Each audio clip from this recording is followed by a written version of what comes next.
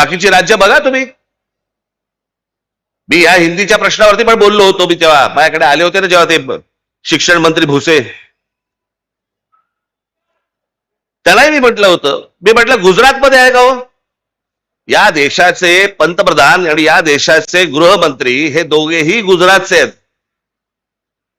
अमित शहा एका त्यांच्या इंटरव्ह्यू मध्ये बोलले होते, त्यांना प्रश्न विचारला भाषावादावरती, तर ते बोले पहिल्यांदा तुम्हाला सांगतो म्हणे मी काही स्वतः हिंदी भाषिक नाही, मी गुजराती आहे. देशाचा गृहमंत्री स्वतः ठणकावून सांगतो की नाही मी हिंदी भाषिक नाही, मी गुजराती आहे.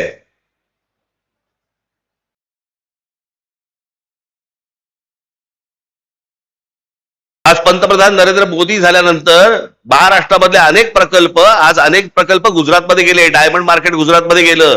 प्रत्येक माणसाला आपल्या राज्याबद्दल प्रेम असतं. आम्ही बोललो की संकुचित कसे होतो?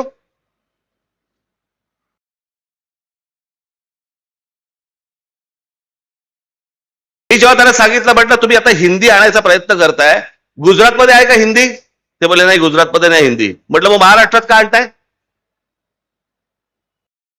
यांचं काय राजकारण चाललंय ना, मला असं वाटतं आपण ही गोष्ट नीट समजून घेणं गरजेचं आहे. राजकीय पक्ष निवडणुका येत राहतील, जात राहतील, सगळं होत राहील. मी मागे माझ्या भाषणात म्हणालो होतो ना, एकदा तुमची भाषा संपली आणि तुमची एकदा जमीन गेली, जगाच्या पाठीवर तुम्हाला कसलंही स्थान नाही, कसलंही स्थान नाही. मी आता मुद्दा म्हणून तुम्हाला आता गुजरात मधली जागेची परिस्थिती म्हणजे शेती जमीन बघा, शेतीची जमीन